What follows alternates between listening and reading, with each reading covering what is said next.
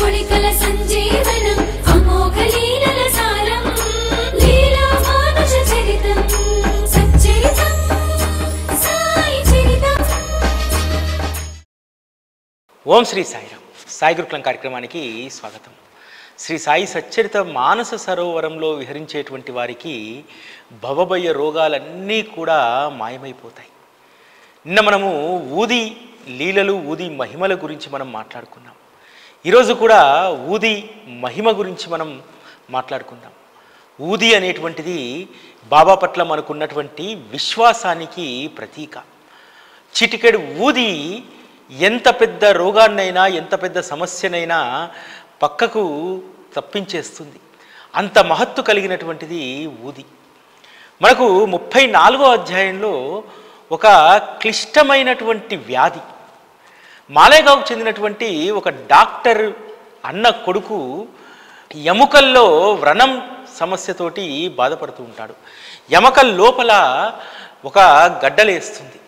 శస్త్రచికిత్స చేస్తారు, స్వయంగా బాబాయే డాక్టరు. అయినా సరే ఏమాత్రం కూడా గుణం లేదు. ఒకసారి శస్త్రచికిత్స చేసిన తర్వాత కూడా మళ్ళీ ఆ వ్రణం పెరుగుతూ ఉంటుంది. దీంతో అనేక వైద్యోపచారాలు, కులదేవతల పూజలు, గ్రామదేవతల పూజలు, అనేకం సకలం అన్నీ అయిపోయాయి. ఆ కుర్రవాడి యొక్క తల్లిదండ్రులు ఎలాగైనా సరే తన పుత్రుణ్ణి దక్కించుకోవాలని చెప్పి ఆరాటపడుతూ ఉంటారు.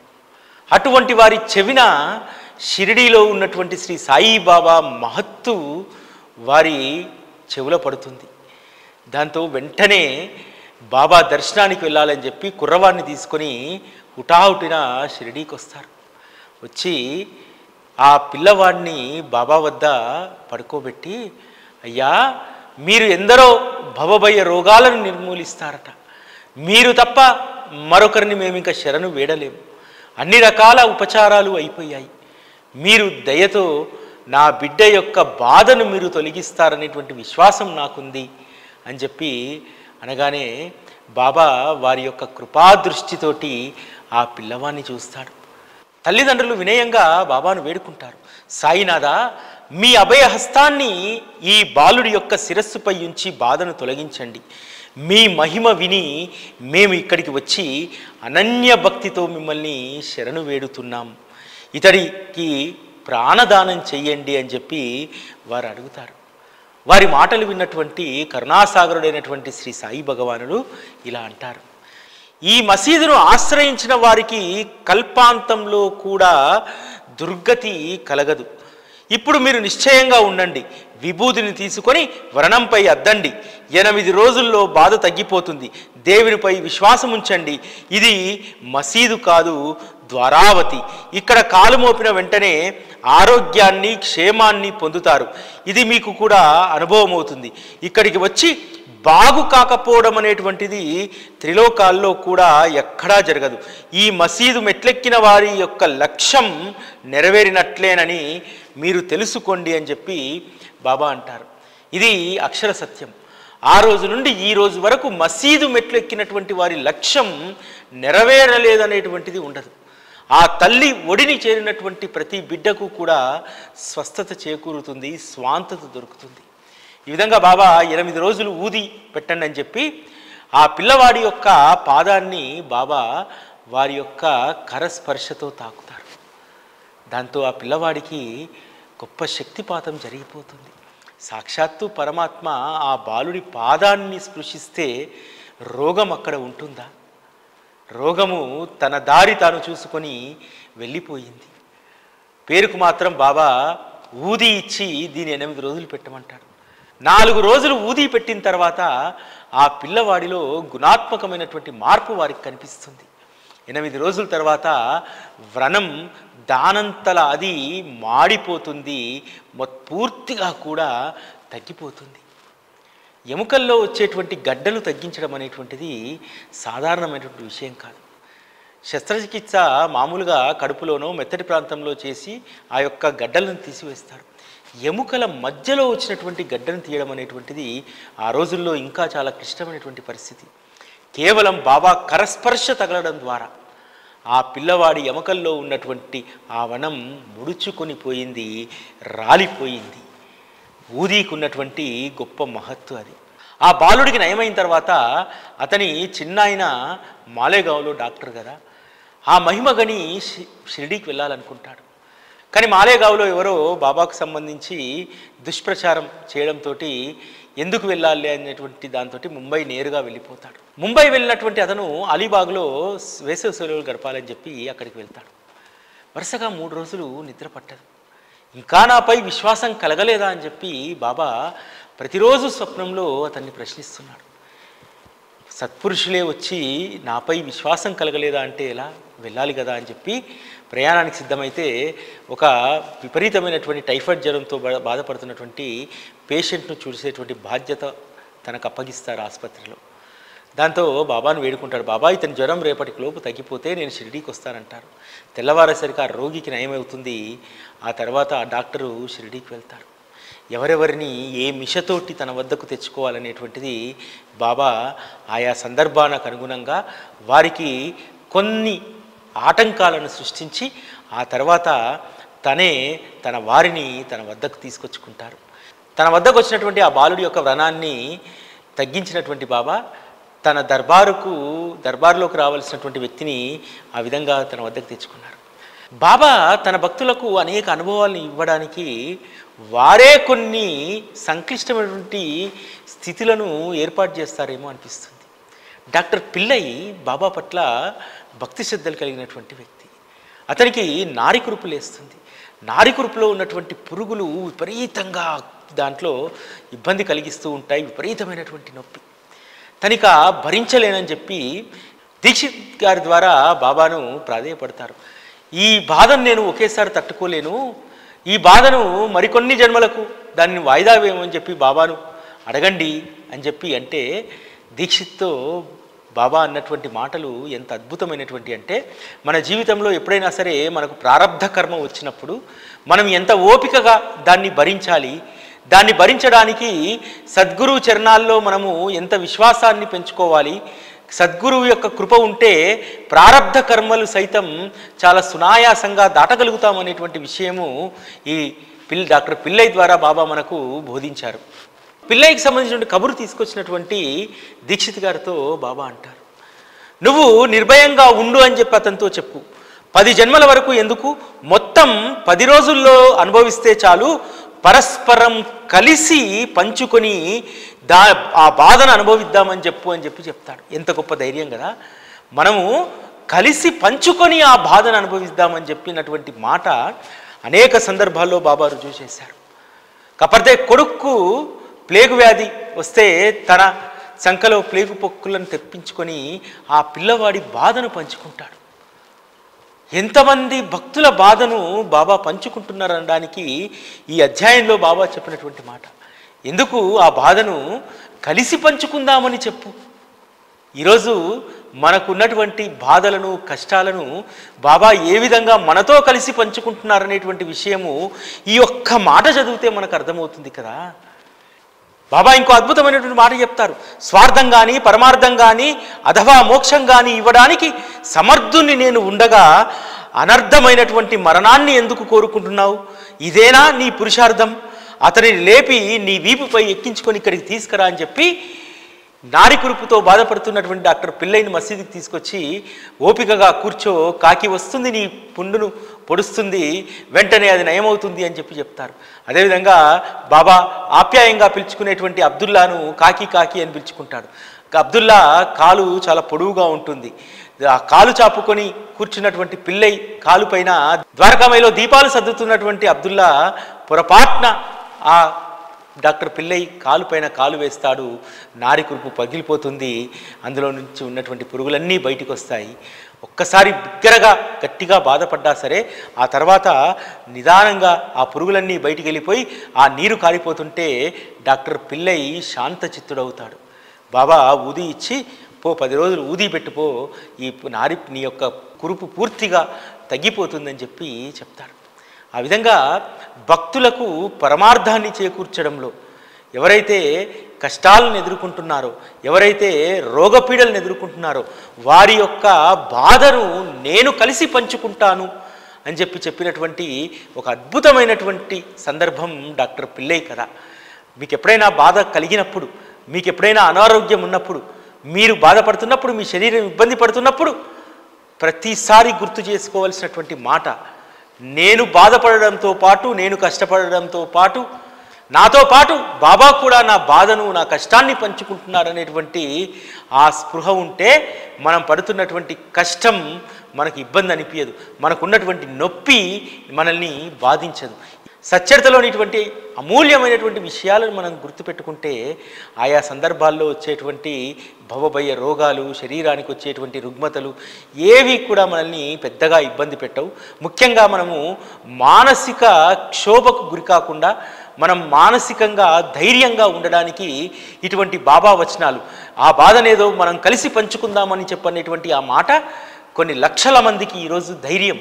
ఆ రోజు భక్తుల యొక్క రోగాలన్నింటినీ కూడా బాబా కేవలం వాక్కు చేత, విభూది చేత వారి యొక్క రోగాలను నిర్మూలన చేసేవారు. శ్యామ సోదరుడు బప్పాజీ తన భార్య తొడపైన 2 ప్లేగు కురుపులు లేవడంతో భయాందోళనకు గురై షిరిడీకి వస్తాడు. సాహుల్ విహార్ నుంచి షిరిడీకి వచ్చి తన అన్నను తీసుకెళ్ళాలి, అన్నతో పాటు బాబా దగ్గర ఊది తీసుకొని వెళ్తే, అన్న నా ఇంటికి వస్తే నా భార్యకు త్వరగా స్వస్థత చేకూరుతుంది అనేటువంటి విశ్వాసం బప్పాజీది. బప్పాజీ ఇంటికి రాగానే శ్యామ తమ్ముడిని తీసుకొని ద్వారకామాయికి వెళ్తారు. వెళ్ళి విషయం విన్నవించి, నా తమ్ముడు భయాందోళనకు గురవుతున్నాడు, పాపం నా మరదలు చిన్నపిల్ల, అది ఇబ్బంది పడుతుంది, నేను వెళ్తే కాస్త ధైర్యంగా ఉంటుంది, బాబా మీరు ఊది ఇస్తే ఆ ఊది ద్వారా నా మరదలు ప్లేగు పొక్కులు తగ్గిపోతాయి అని అంటే, ఎందుకు శ్యామ అనవసరంగా హైరాణ పడతావు, ఇప్పుడు వెళ్ళి నువ్వు చేసేది ఏముంది, అనవసరంగా నువ్వు కంగారు పడకు, ఇదిగో ఊది ఇచ్చి బప్పాజీని సాపుల్ విహార్కి పంపించేసేయి, నువ్వు ఉదయమే వెళ్దువులే, రాత్రి వెళ్ళినా సరే నువ్వు చేసేది ఏమీ లేదు అని అంటాడు. శ్యామకు మనస్సులో ఒక రకమైనటువంటి అనుమానం, రాత్రి ఏమైనా జరగకూడదు జరిగితే ఉదయాన్నే వెళ్ళాలి కదా, బాబా ఇలానే ఏమైనా సూచిస్తున్నారా అని చెప్పి అనుమానం వస్తుంది. ఉదయాన్నే బాబా దగ్గరికి వెళ్ళి, బాబా సాపుల్ విహార్ వెళ్ళాలి సెలవి అంటే, సంతోషంగా వెళ్ళి రాపు అని అంటాడు. వెళ్ళేసరికి శ్యామ మరదలు బయట హుషారుగా వాకిలి ఊరుస్తూ ఉంటుంది. ఆశ్చర్యం వేస్తుంది. వెళ్ళి తమ్ముడిని అడుగుతాడు, ఏమైందనంటే, రాత్రి బాబా ఇచ్చినటువంటి ఊదిని ఆ పొక్కులపైన, పేగు పొక్కులపైన రాశాను, అదేవిధంగా ఊదిని తాగించాను, ఉదయం లేచేసరికి ఒళ్ళంతా కూడా చల్లబడిపోయింది, ఆ పొక్కులు కూడా తగ్గిపోయాయి, ఉల్లాసంగా తన పని తాను చేసుకుంటుందని అంటాడు. శ్యామ బాబాకు వేల కృతజ్ఞతలు తెలియజేస్తాడు. రాత్రిపూట ఎందుకు నేను అనవసరంగా ప్రయాసపడి అంత దూరం వెళ్ళాలని చెప్పి, నా సుఖం కోసం, నా సౌఖ్యం కోసం బాబా నన్ను వెళ్ళనీయకుండా ఇంటి వద్దనే ఉంచి తెల్లవారుజామున ఎటువంటి ఇబ్బంది లేకుండా సాహుల్ విహార్ వెళ్ళడానికి నాకు అనుమతించాడు. అంతేకాదు, తను నమ్మినటువంటి భక్తుల యొక్క యోగక్షేమాలను తానే చూస్తాను, అందుకు ఎవరి తోడు అవసరం లేదు, నా ఒక్కరి తోడు చాలు, ఎవరు వెళ్ళి అక్కడ ధైర్యం చెప్పాల్సిన అవసరం లేదు, నా కరస్పర్శతో ఇచ్చినటువంటి ఊదే ఆ రోగానికి మందు, అంతేకాదు మీ యొక్క భవభయాలకు అదే ధైర్యం అనేటువంటి మాట బాబా మరొక్కసారి ఈ లీల ద్వారా నిరూపించారు. దునీమాయి ఊది లీలలు అనంతమైనటువంటివి. అసలు ఏ విధంగా ఆ ఊది ద్వారా రోగాలు నయమవుతాయో అసలు నమ్మశక్యం కానటువంటివి.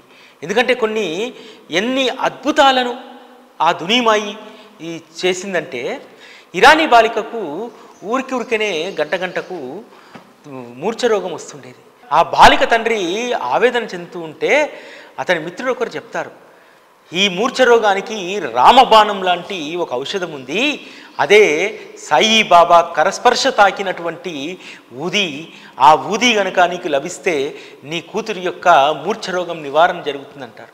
సరే, ముంబైలో ఎవరి దగ్గర ఊది దొరుకుతుందంటే విల్లేపార్లేలో ఉన్నటువంటి కాకాసాహెబ్ ఇంట్లో ఖచ్చితంగా దొరుకుతుందనేటువంటి విశ్వాసం ఉండేది.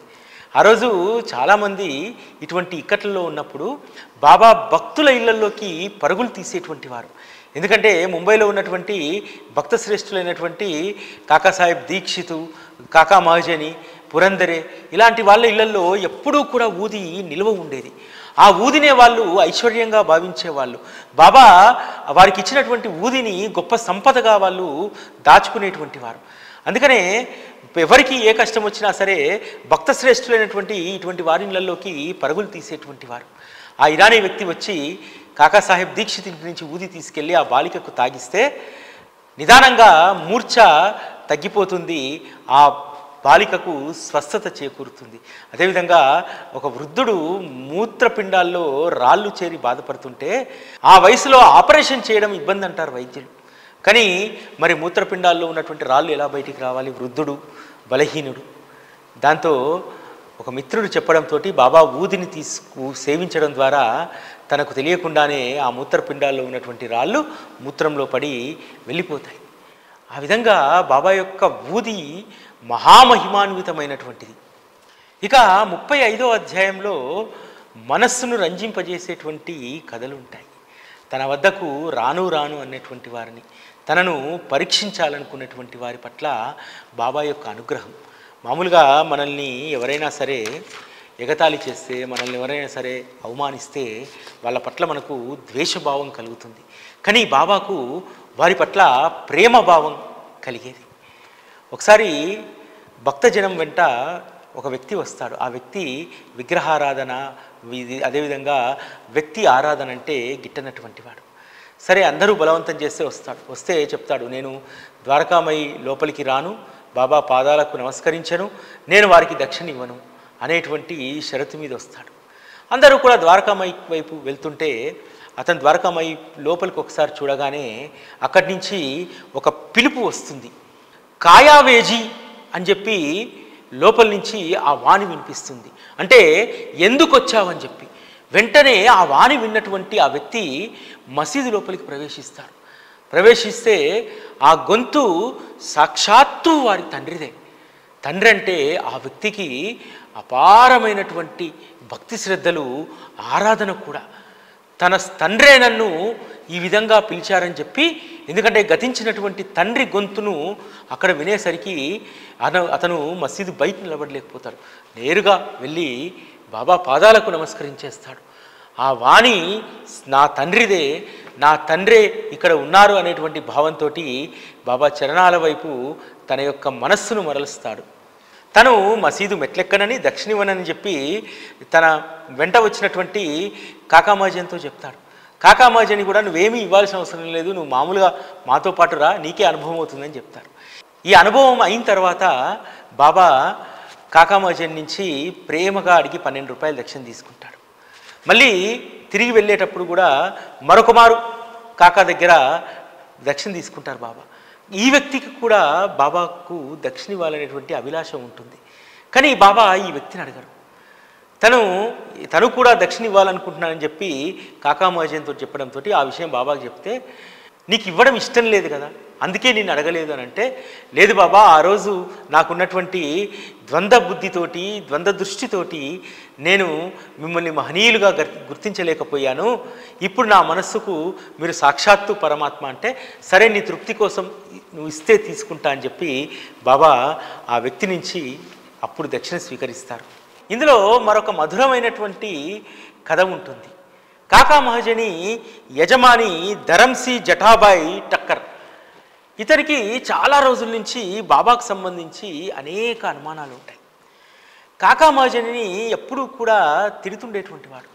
ఏమిటి నువ్వు పోయినప్పుడల్లా 8 రోజులు షిరిడీలో ఉంటావు, ఏమనంటే బాబా అనుమతి ఇవ్వలేదని అంటావు, అసలు యజమాని ఆయన్నా నేనా? ఇదేనా నీకు నీ సద్గురువు చెప్పేటువంటిది? ఉద్యోగం చేసే తీరు ఇదేనా? ఉద్యోగం చేయడం రాదా? ఉద్యోగ ధర్మం నీకు నీ సద్గురువు నేర్పించలేదా? అయినా సరే బాబా అనుమతి ఇవ్వకుండా ఇక్కడ నీ ఉద్యోగాన్ని వదిలి ఎలా అక్కడ కూర్చోబెట్టుకుంటాడు అని చెప్పి ఈ విధంగా ఎప్పుడూ కూడా కాకా మహాజన్ని మందలిస్తుండేటువంటి వాడు.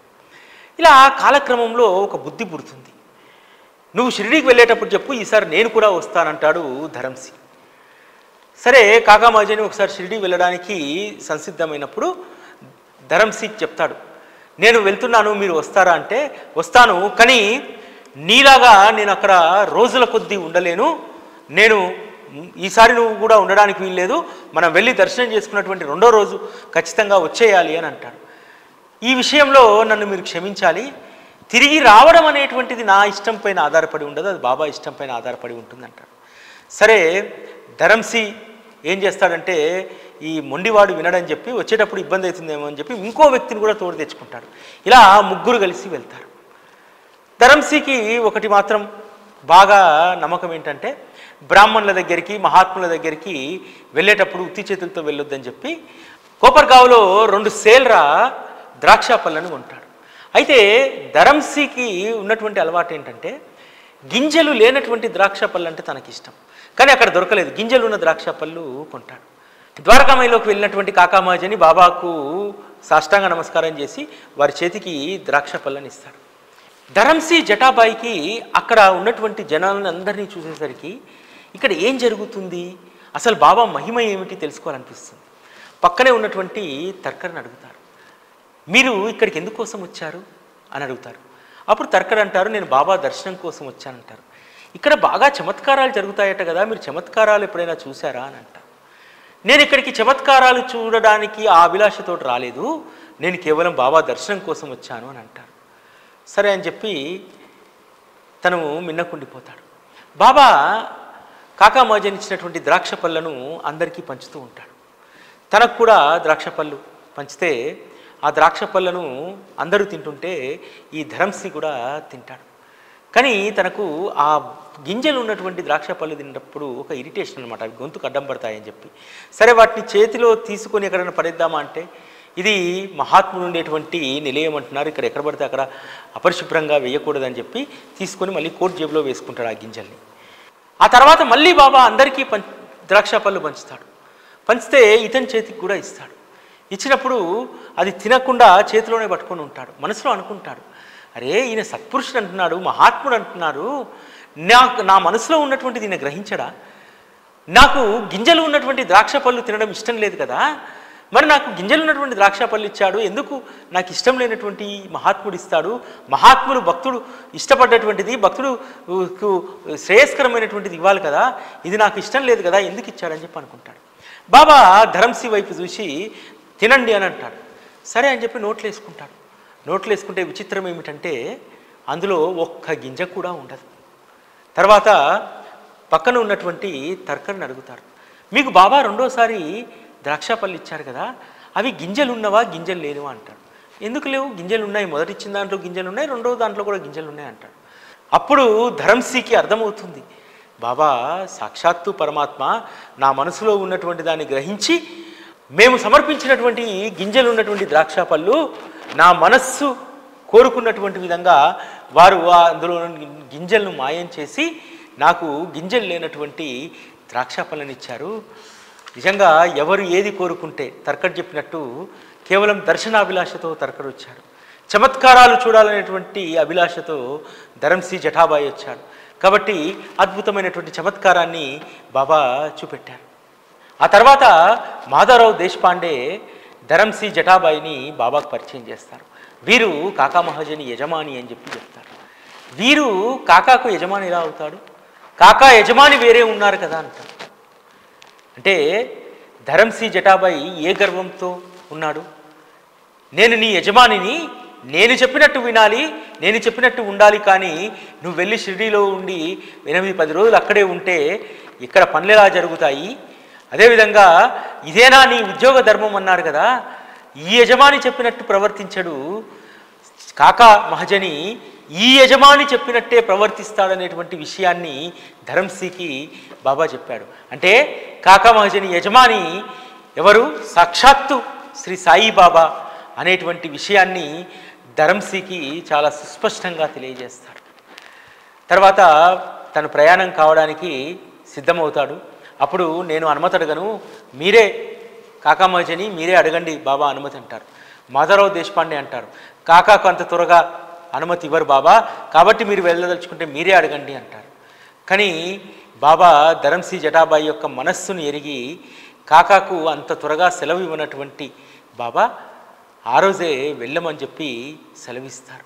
ఈ విధంగా తనను పరీక్షించాలనుకున్నటువంటి వారికి బాబా అద్భుతమైనటువంటి అనుభవాలనిచ్చి వారి మనసుల్లో స్థిరమైనటువంటి భక్తిని నిలుపుతారు. వారి యొక్క మనస్సు ఎప్పుడూ కూడా సాయి చరణాల వద్దకు పరిగెత్తాలనేటువంటి ఆ తపనతోటే ఉండిపోతుంది. తద్వారా వారి జీవితం ధన్యమవుతుంది. బాబా ఎప్పుడూ ఒక మాట అంటారు, నేను తీసుకురాకపోతే ఎవరూ కూడా ఇక్కడికి రారు అనేటువంటి వారు. నా ఇష్టం లేకుండా ఇంటి గడప దాటగలుగుతారా? ఎవరు షిరిడీకి రాగలరు? స్వేచ్ఛగా ఎవరికి నా దర్శనం అవుతుందని బాబా అనేటువంటి వారు. రాకపోకలన్నీ కూడా సాయి దయామయుల యొక్క ఆధీనంలో ఉంటాయి. వారికి మనపై అనుగ్రహం కలిగినప్పుడు మాత్రమే వారి దర్శనం సంభవిస్తుంది. షిరిడీకి వెళ్ళడం తిరిగి రావడం అనేటువంటిది పూర్తిగా బాబా యొక్క అభిమతం పైన ఆధారపడి ఉంటుందనేటువంటి విషయాన్ని అనేక సందర్భాల్లో బాబా ఆ రోజు ఈరోజు రుజువు చేస్తూనే ఉంటారు. మన మనసులో ఎప్పుడూ వెళ్ళాలని ఉంటుంది షిరిడీకి, కానీ ఆయన అనుమతిస్తేనే మనము అక్కడికి వెళ్ళగలుగుతాం. మనం చేసుకున్నటువంటి ప్రణాళిక ప్రకారం మనం వెళ్ళము. ఆయన ప్రణాళిక ప్రకారమే మనం వెళ్ళాలి తప్ప ఇతరత్రా మన ప్రయత్నాలు ఏవీ కూడా షిరిడీ యాత్రలో ఫలించవనేటువంటి విషయాన్ని మనం గుర్తుపెట్టుకోవాలి. అదేవిధంగా బాబా యొక్క ఊది మహిమ కేవలం శరీరానికి ఉన్నటువంటి రుగ్మతలనే కాదు, అనేక భవభయ పీడలను కూడా అది తొలగిస్తుంది. ఒక వ్యక్తి రోజు కూడా దుస్వప్నాలతో బాధపడుతుండేవారు. తన తండ్రి ఎప్పుడూ కూడా స్వప్నంలో వచ్చి విపరీతంగా దూషించేటువంటి వారు. కొన్ని నెలలు సంవత్సరాల పాటు రాత్రులు సరిగ్గా నిద్రలేక చాలా ఇబ్బంది పడుతున్నారు. ఒక మిత్రుడు సలహా మేరకు బాబా ఊదిని సేవించు, దానిని కాస్త దిండి కింద పెట్టుకొని పడుకోమంటే ఊదిని సేవించి ఊదిని ధరించిన తర్వాత అతనికి ఆ దుస్వప్నాలు ఇక రావు. ఆ తర్వాత నుంచి తను ఒక బాబా చిత్రపటం కొని ఇంట్లో పెట్టుకొని విధిపూర్వకంగా ప్రతి గురువారం పూజించుకునేటువంటి వారు. ఊదికి ఉన్నటువంటి అద్భుతమైనటువంటి మహిమ ఇది. అంతేకాదు ఊది కేవలము భవభయ రోగాలను, శరీరానికి ఉన్నటువంటి రుగ్మతలను మాత్రమే కాదు, తన భక్తుడి యొక్క అవసరాలను, తన భక్తుడికి ఆయా కాలంలో ఎదురయ్యేటువంటి ఇబ్బందుల నుంచి కూడా ఊది బయటపడేస్తుంది. బాలాజీ నెవాస్కర్ శారదకర్మల సందర్భంగా 100 మందిని పిలిస్తే దాదాపు 500-600 మంది వస్తారు. అప్పుడు బాలాజీ నెవాస్కర్ భార్య, బాబా ఈ ప్రసాదం మాది కాదు మీది, ఇక్కడ ఈ ప్రసాదం సరిపోకపోతే వచ్చినటువంటి వాళ్ళు నిందిస్తారు, అది నీ భక్తుడైనటువంటి బాలాజీ నెవాస్కర్కు అది అగౌరవం అవుతుంది, కాబట్టి దీనిని నువ్వే అక్షయం చేయాలని చెప్పి బాబా ఫోటో వద్ద ప్రార్థించి అక్కడ ఉన్నటువంటి ఊదిని తీసి ఆ ఆహార పదార్థాలపై వేసి అన్నింటిపైన వస్త్రాన్ని కప్పి వడ్డించమని చెప్తుంది. దాదాపు 500-600 మంది భోజనం చేయగా తిరిగి మళ్ళీ ఎంత వండారో ఆ 100 మందికి అలానే మిగిలిపోయి ఉంటుంది. ఊది అన్నింటినీ అక్షయం చేసింది. మన జీవితంలో కేవలం ఊది ధారణ, ఊది సేవనం అనేటువంటిది మన జీవితంలో మనకి ఏ లోటు లేకుండా అన్నింటినీ కూడా అక్షయంగా మనకు ఇస్తుంది. ఇందులో ఏమాత్రం కూడా సందేహపడాల్సినటువంటి అవసరం లేదు. 35వ అధ్యాయంలో శ్రీ సాయి సచ్చరిత మహిమ గురించి చాలా అత్యద్భుతంగా చెప్పబడుతుంది. ఈ సచ్చరిత మార్గం చాలా సరళమైనటువంటిది. ఈ సాయి సచ్చరిత పారాయణ ఎక్కడ జరుగుతుందో అక్కడ ద్వారకామయి మరియు సాయిబాబా కూడా నిశ్చయంగా ప్రకటితమవుతాడు. అక్కడే గోదావరి తీరం, అక్కడే సమీపంలో షిరిడీ క్షేత్రం, అక్కడే దునితో సహా సాయి ఉండి స్మరించినంత మాత్రాన కష్టాలను నివారింపజేస్తాడు. సాయి సచ్చరితను పారాయణ చేసే చోట సాయి ఎల్లప్పుడూ నివసిస్తుంటాడు. భక్తిపూర్వకంగా చరిత్రావర్తన చేస్తే సాయిబాబా ప్రసన్నులవుతారు. ఆనందగనులై సాయిని స్మరిస్తే చాలు, అనుదినం వారి నామాన్ని జపిస్తే చాలు, కఠినమైన ధ్యాన ధారణాది ఇతర జపతప సాధనాలేవీ అవసరం లేదు.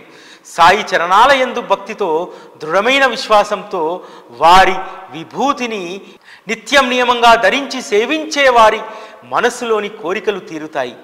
ధర్మార్థ కామ మోక్షాది 4 పురుషార్థాలను సాధించి కృతార్థులవుతారు. స్వార్థం మరియు పరమార్థ విషయాలలోని గమ్యార్థాలని స్పష్టంగా తెలుసుకోగలుగుతారు. మహాపాపాలు, ప్రబల పాతకాలు, ఉపపాతకాలు మొదలైనవన్నీ కూడా విభూతి స్పర్శతో నిర్మూలనమవుతాయి. విభూతి ధారణలో ఉన్నటువంటి మహిమలను ఖచ్చితంగా సచ్చరిత ద్వారా భక్తులు తెలుసుకుంటారు.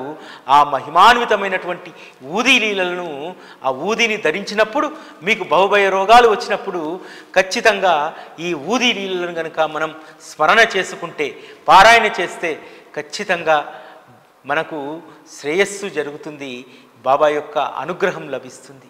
కాబట్టి సచ్చరిత పారాయణ చేసే చోట ద్వారకామయి వెలుస్తుంది. అక్కడ సాయి ప్రకటితమవుతాడు. సాయి ఒక్కరే కాదు, దునితో సహా సాయి అక్కడికి వచ్చి కూర్చుంటారట.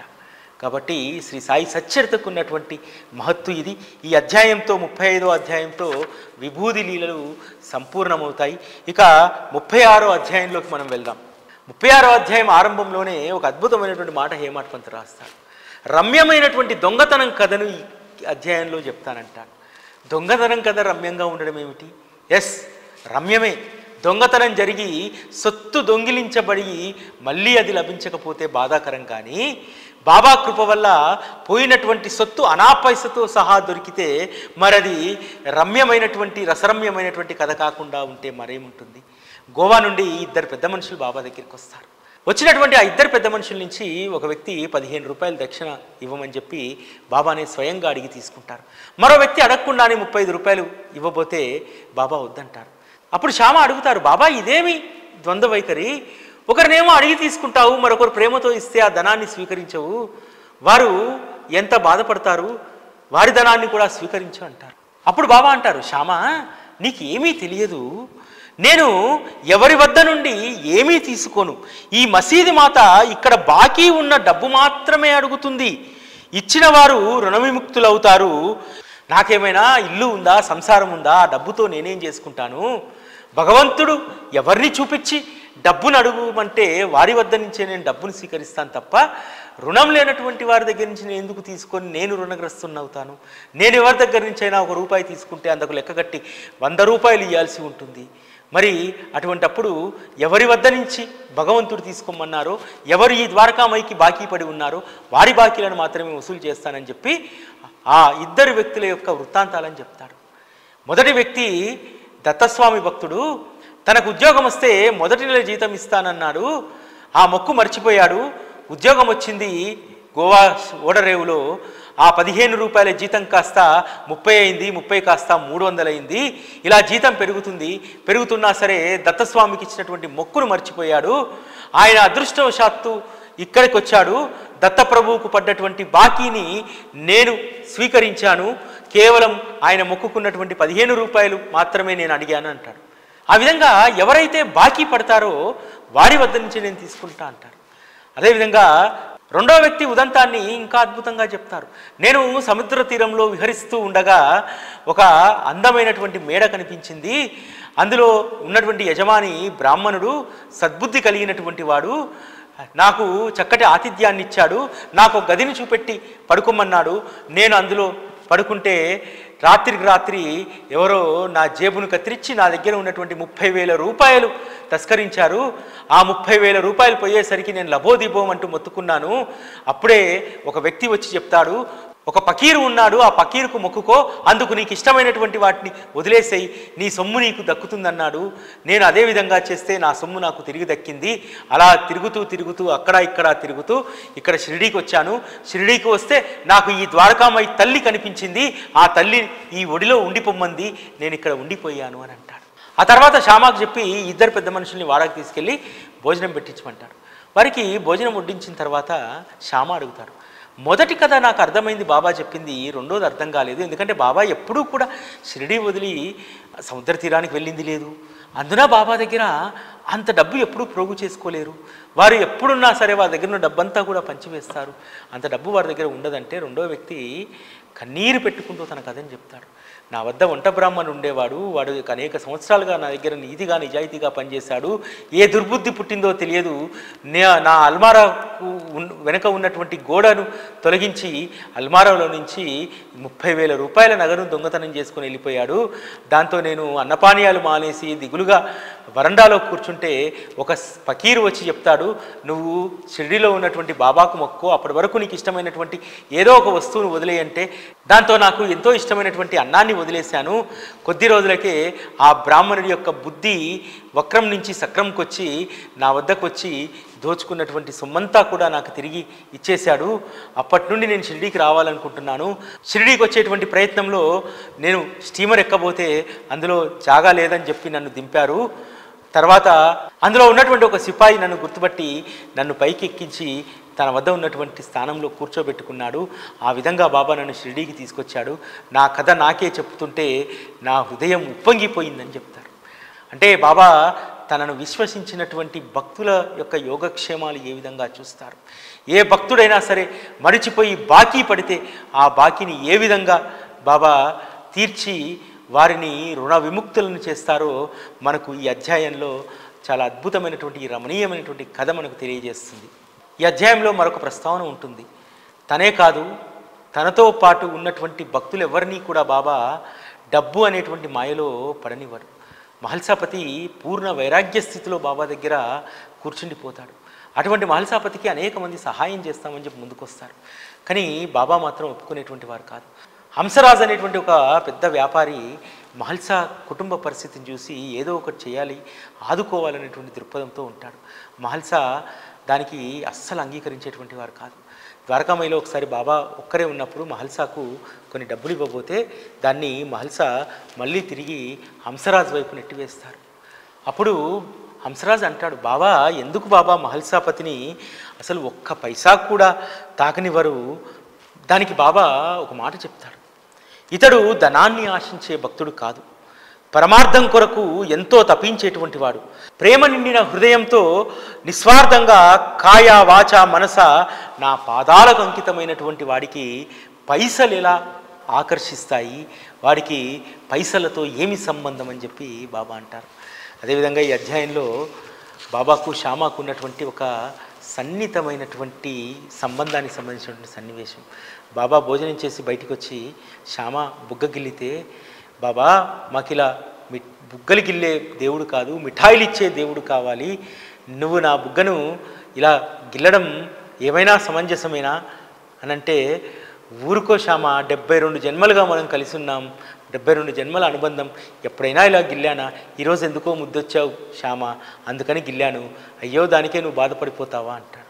తర్వాత ఔరంగాబాద్కర్ భార్యకు సంతానాన్ని అనుగ్రహించేటువంటి విషయంలో శ్యామ బాబా చేత కొబ్బరికాయ ఇప్పించి అనుగ్రహించినటువంటి అనుగ్రహ కథ ఇందులో ఉంటుంది. అంతేకాదు శ్యామకు బాబా పట్ల ఉన్నటువంటి సాధికారిత కాదు, విశ్వాసం. బాబా ఒక్కసారి మాటిస్తే అది దానికి తిరిగి ఉండదు అనడానికి, నీకు ఖచ్చితంగా బాబా కొబ్బరికాయ నీ ఒళ్ళో వేశారమ్మా, ఖచ్చితంగా నీకు పుత్రుడు పుడతాడు, ఒకవేళ నీకు సంతానం కలగకపోతే ఈ ద్వారకామయిలో ఉన్నటువంటి ఈ పకీరుని ఎత్తిన కొబ్బరికాయ కొట్టి ఇక్కడి నుంచి తరిమేస్తానంటాడు. ఎందుకంటే అవకాశం రాదు కాబట్టి, ఖచ్చితంగా అనుగ్రహం దక్కుతుంది కాబట్టి. ఆ విధంగా ఆ ఔరంగాబాద్కర్ భార్యకు పుత్రుడు పుడతాడు. ఆ పుత్రుడిని తీసుకొచ్చి బాబా పాదాల వద్ద పెడుతుంది. అందుకు ఆమె 200 రూపాయలు దక్షిణ బాబాకు సమర్పిస్తే దానిని శ్యామకర్ణికి శాల నిర్మించడానికి బాబా ఇస్తాడు. ఈ విధంగా సచ్చరితలోని కథలన్నీ కూడా అపురూపమైనటువంటివి. 37వ అధ్యాయంలో అద్భుతమైనటువంటి ఘట్టం. ఎప్పుడు చదివినా సరే మన కళ్ళ ముందు కదలాడేటువంటి దృశ్యం చావడి ఉత్సవం. బాబా రోజు విడిచి రోజు చావడికి వెళ్ళేటువంటి ఆ దృశ్యం అపురూపమైనటువంటిది, అమోఘమైనటువంటిది.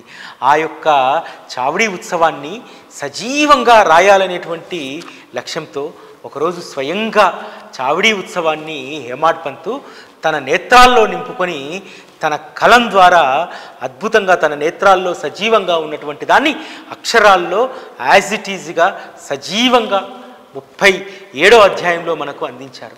అంతకంటే ముందు హేమాడ్ పంతు ఇక్కడ ఒక విషయాన్ని ప్రస్తావిస్తారు.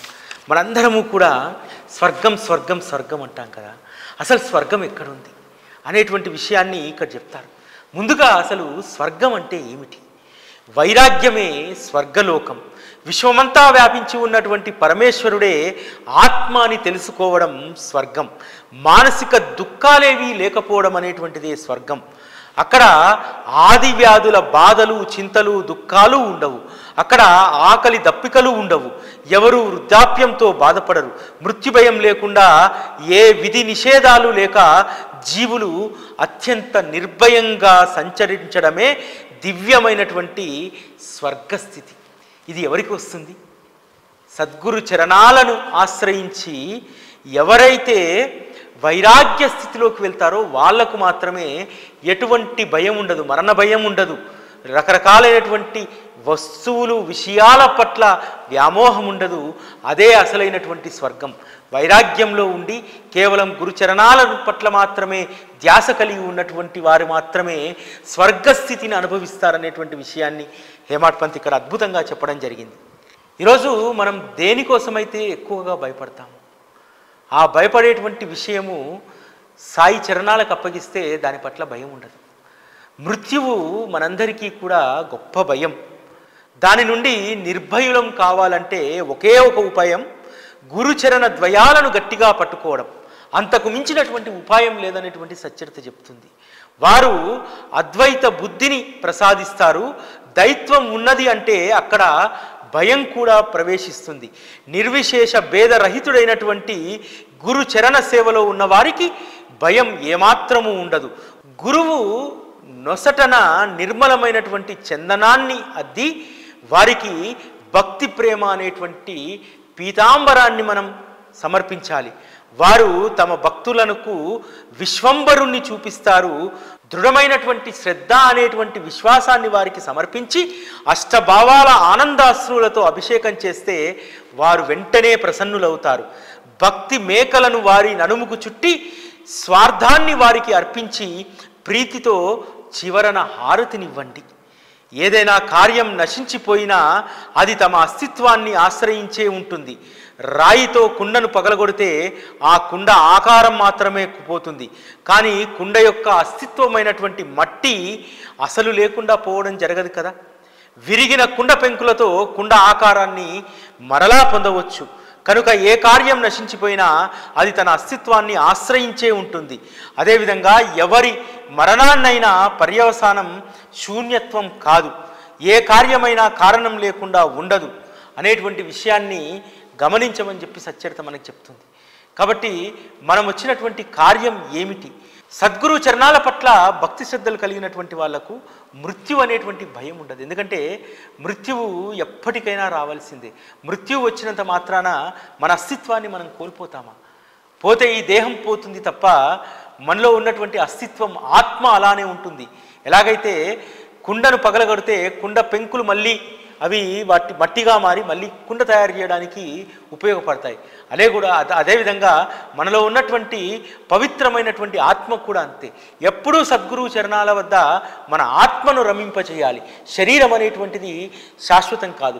శరీరం ఒక సాధనం మాత్రమే. గురు చరణాలను మనం సేవించుకోవడానికి అనేటువంటి విషయాన్ని ఎప్పుడూ గుర్తుపెట్టుకోమని చెప్పి శ్రీ సాయి సచ్చరిత మనకు చెప్తుంది. కేవలం సద్గురువు మాత్రమే భక్తులకు కైవల్యాన్ని ప్రసాదిస్తారు. కలియుగంలో పాపాలను నశింపచేసేటువంటి వారి కథలను శ్రోతలు శ్రవణం చేయండి.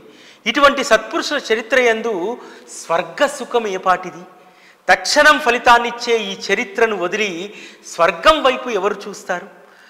సుఖం దుఃఖం ఇవి చిత్త వికారాలు. సత్సంగంలో ఏ వికారాలు ఉండవు.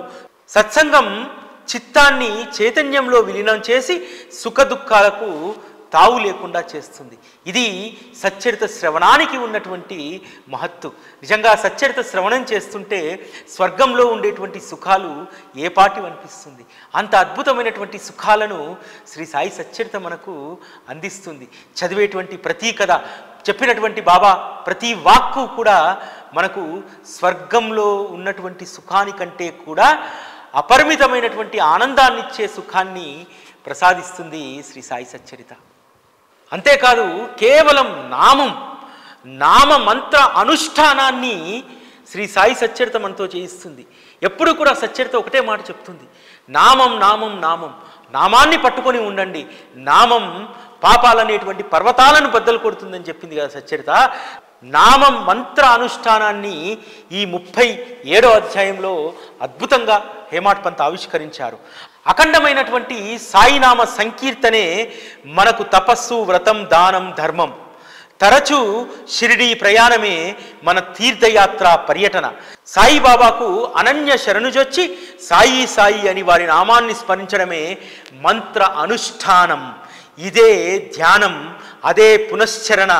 వారి యందు నిష్కపటమైన ప్రేమను కలిగి ఉండడమే వారి యొక్క వాస్తవమైనటువంటి పూజ. అమోఘమైనటువంటి వారి లీలల యొక్క అనుభవాలను అంతరంగంలో తెలుసుకోండి. ఆ అంతరంగం పరిశుద్ధమైపోతుంది. ఎప్పుడూ కూడా మీ అంతరంగం నిర్మలంగా మానస సరోవరంలా మారిపోతుంది.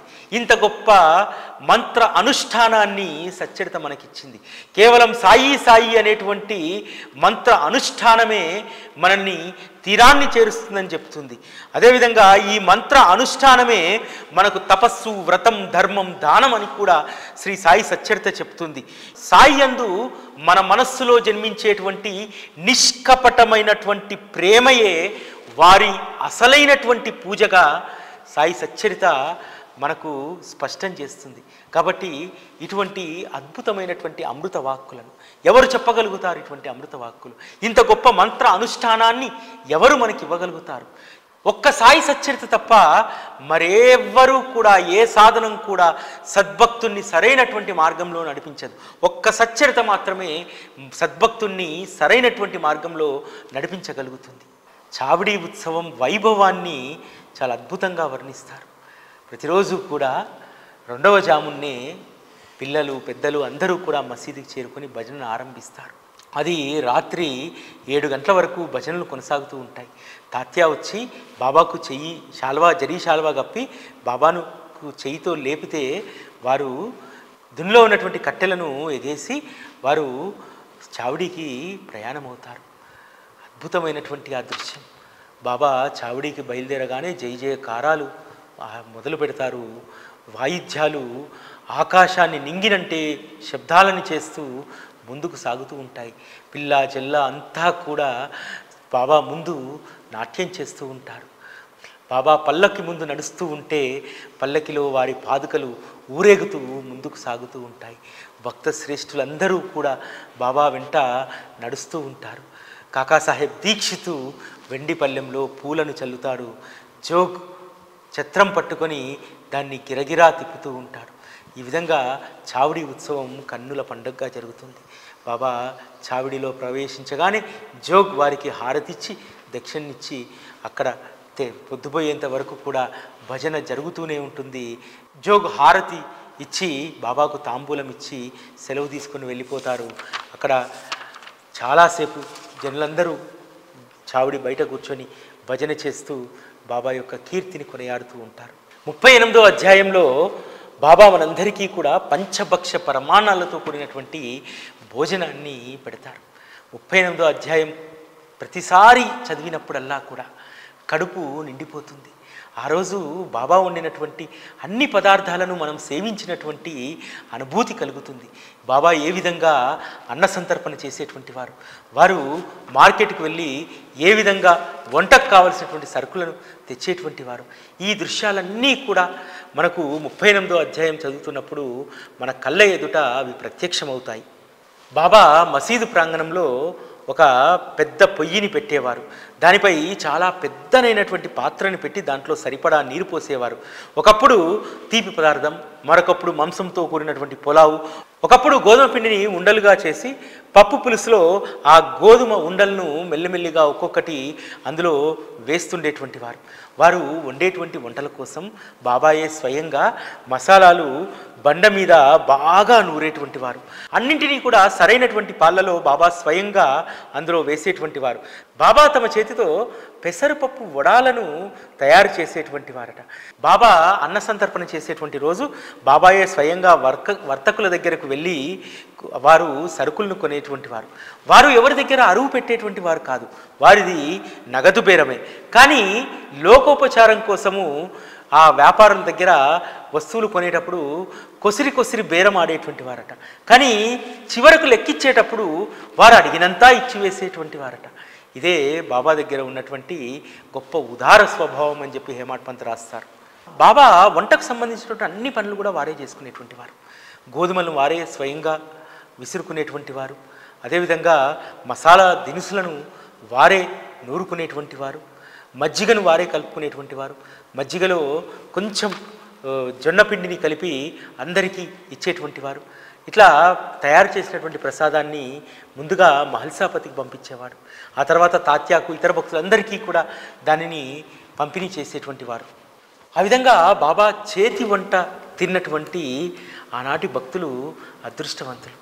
బాబా ఒక్కొక్కసారి వంట చేసేటప్పుడు ఆ అన్నం ఉడికిందా లేదా స్వయంగా వారు చెయ్యి పెట్టి చూసేటువంటి వారు. భక్తులకు ఆశ్చర్యం కలిగేది.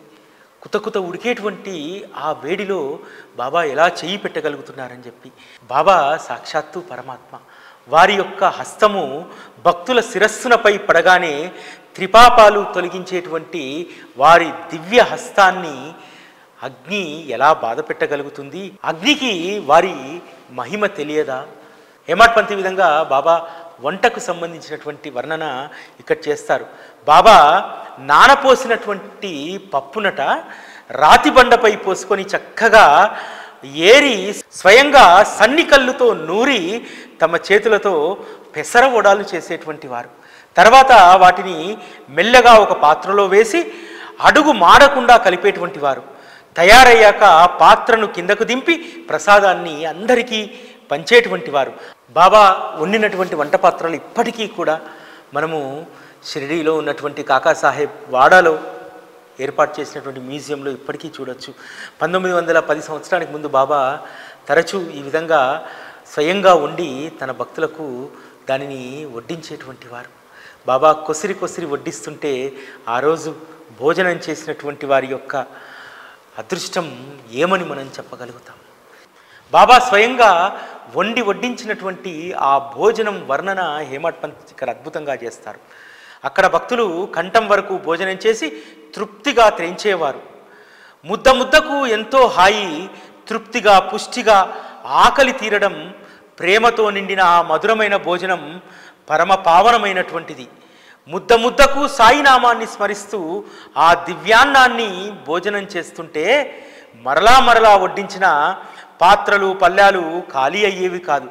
ఎవరికి ఏ పక్వాన్నం యందు ఆసక్తి ఉంటే ఆ వంటను ప్రేమగా వడ్డించేటువంటి వారు. మామిడి పళ్ళ రసం ఇష్టమున్న వారికి ఆ రసం ఎంతో ప్రీతిగా బాబా ఇచ్చేటువంటి వారు.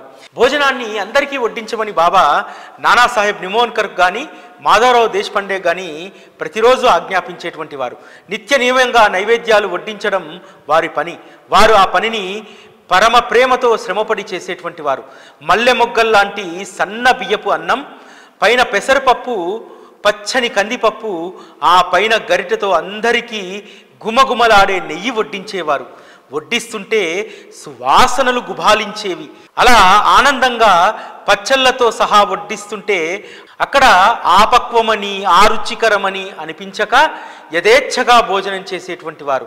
ఆత్మానందమనే సేమియాను, భక్తి ప్రేమలనే వడియాలు వగైరాలను సేవించడానికి తప్ప శాంతి సుఖం అనుభవించని వారు ఎవ్వరు భోజనానికి రాగలరు? నానా రకాల భోజనాలను సేవించి సేవించి కడుపు నిండిపోగా చివరికి బాబా అందరికీ చిక్కటి మజ్జిగనిచ్చేటువంటి వారు. ఒకరోజు హేమాడ్ పంత్ భోజనం చేసి ఆ భోజనము కంఠం వరకు వచ్చి ఉంది, అంతగా భోజనం పెడతారు. ఆ తర్వాత బాబా మజ్జిగ ఇస్తారు. ఆ మజ్జిగకు అసలు కడుపులో ఖాళీ ఉండదు. సంశయిస్తుంటే బాబా అంటారు, తాగు మరలా మరలా రాదు ఈ అవకాశం అంటాడు. ఎంతో ప్రేమగా మజ్జిగను సేవిస్తే మజ్జిగ రుచికరంగా ఉండి గటగట గటగట ఆ లోటాడు కడుపులోకి వెళ్ళిపోతుంది. మళ్ళీ అవకాశం రాదనేటువంటి ఆ మాట అన్న 2 మాసాలకే బాబా వారి శరీరాన్ని వదిలారు అనేటువంటి ప్రస్తావనతోటి 38వ అధ్యాయాన్ని శ్రీ హేమాడ్ పంత్ పరిసమాప్తి చేస్తారు. రేపు మిగతా అధ్యాయాలను మనం పరిశీలిద్దాం. ఓం శ్రీ సాయిరాం. అక్షర గుళికల సంజీవనం అమోఘ లీలల సారం